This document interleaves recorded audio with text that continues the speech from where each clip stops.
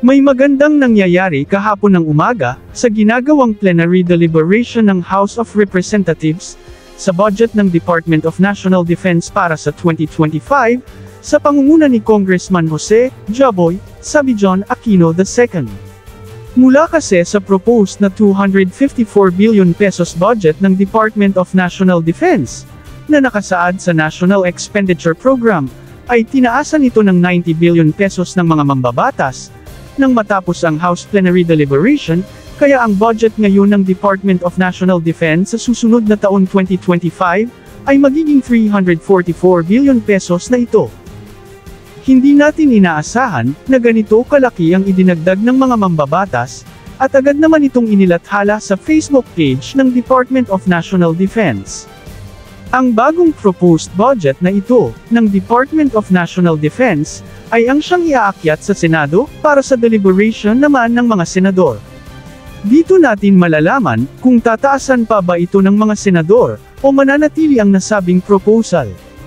Batay sa mga sentimento ng mga senador nitong mga nakaraang araw, nang sunod-sunod ang mga masasamang balita sa ating mga barko sa West Philippine Sea, ay walang doubt ang nagkakaisa ang mga senador, ng mas malaking budget, ng ating Department of National Defense, sa susunod na taon. Ganun pa man, ang lahat ay nakabase pa rin, sa kakayahan ng bansa na maglabas ng pera, kaya naniniwala tayo, na ang pinaka-bad news na ating marinig sa mga senador, ang maaring ito na ang magiging budget ng Department of National Defense sa 2025, kung di man nila magawang dagdagan pa itong 90 billion pesos, dahil sa limitasyon ng ating bansa, tiwala tayong malabong ibaba ito ng mga senador.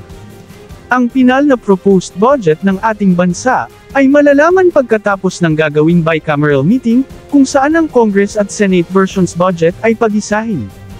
Ang dagdag na 90 billion pesos na ito, ay gagamitin para sa pagpapalakas, ng ating buong hukbong sandatahan.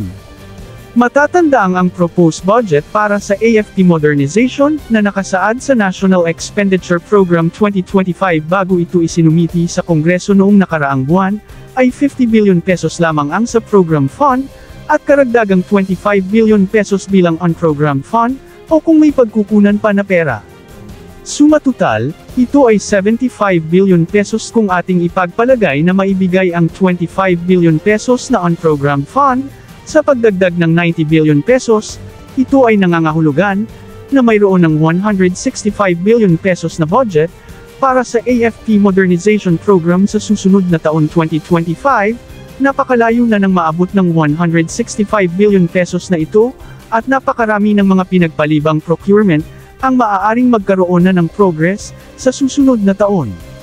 Sa kasagsagan ng plenary deliberation, ay na-highlights itong mga projects, na nakasaad doon sa proposed project ng Department of National Defense, sa ilalim ng AFP Modernization Program, na siyang nag-udyok sa mga mambabatas, na dagdagan ng 70 billion pesos ang budget ng Department of National Defense, at ito ang maaring ma-implement kaagad, sa susunod na taon. Una ay ang procurement ng mga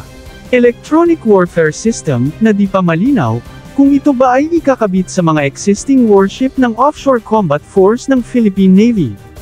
o ikabit ito sa mga existing na mga surveillance and reconnaissance aircraft ng Philippine Navy at Philippine Air Force, upang magkakaroon ito ng kakayahan, sa pag-jam ng mga barko o aircrafts ng kalaban, at ma-minimize ang electronic tracking ng mga sensor systems ng kalaban, sa ating mga barko o eroplano, at para mabawasan ang vulnerability ng ating mga military units, na magiging target ng kaaway.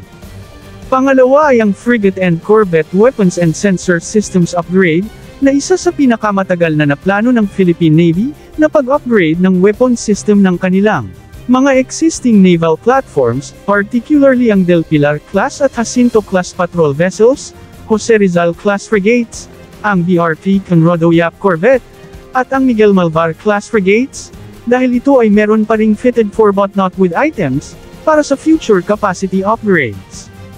Pangatlo ay ang ground-based air defense system based support development, para sa ilang battery platforms ng Spider ground-based air defense system mula Rafael Advanced Systems, na magbibigay sa mga ito ng dissenting shelter and basing facilities.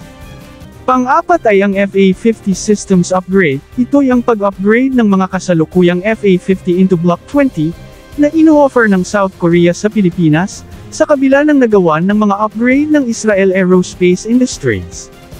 Panglima ay ang karagdang isang squadron na FA-50. Ito ay ang napabalitang pag-offer ng Korea Aerospace Industries ng isa pang squadron ng mga bagong FA-50 Block 20, dahil sa 24 na Light Interim Fighter Trainer Aircraft ang requirements ng Philippine Air Force, na kulang pa ng isang squadron.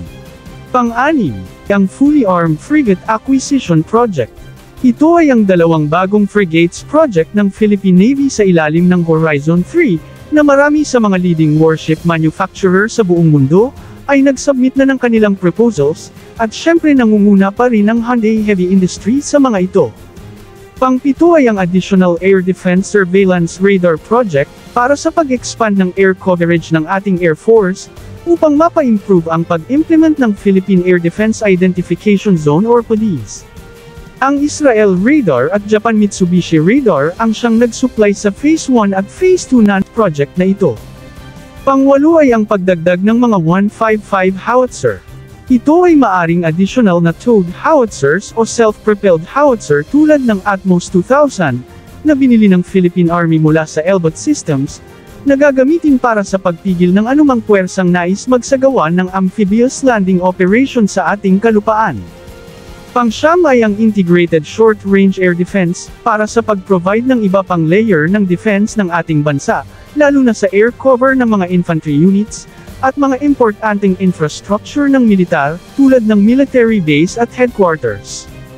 Ang Spider Ground-Based Air Defense System, ang nangunguna sa project na ito. Pang-sampu ay ang Landing Craft Utility Acquisition Project, na labis na ring kailangan para sa movement at hauling of troops, dahil sa tayo ay bansang binubuo ng maraming isla. At ang panghuli na highlights, ay ang Additional Landing Docks Acquisition Project. Ito ay bagong project na mag-complement sa mga existing landing dock platform ng Philippine Navy at sa darating pang dalawa mula sa Indonesia.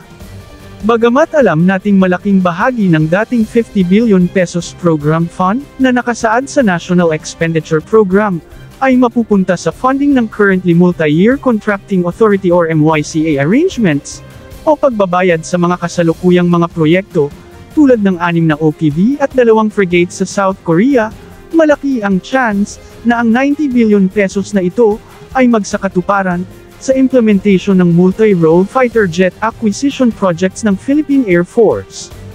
Nakakagulat na sa ginagawang binary deliberation, bagamat pinapuna ng mga makabayan bloc ang mga EDCA sites at ang panatili ng mga Amerikano dito sa bansa na gumagamit sa ating mga military base, ngunit di rin sila kumontra doon sa dagdag na 90 billion pesos para sa AFP Modernization Program, na magandang senyales na at least kahit papaano, ang ating mga mambabatas ay nagkaroon ng konting pagsang-ayon na kailangan na talagang palakasin ang ating hukbong sandatahan.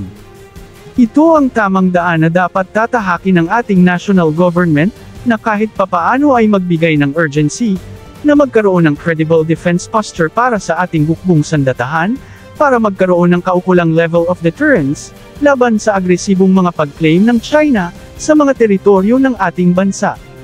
Malaki ang maitutulong ng karagdagang pagtaas ng 90 billion pesos na ito, at magbibigay ito sa ating Department of National Defense, ng dahilan upang magbigay na ng go signal, upang tuluyang maipatupad ang mga mahahalagang AFP modernization projects, na dumaranas ng matinding pagka-delay at pagkaunsyami sa mahabang taon, dahil sa kakulangan sa budget.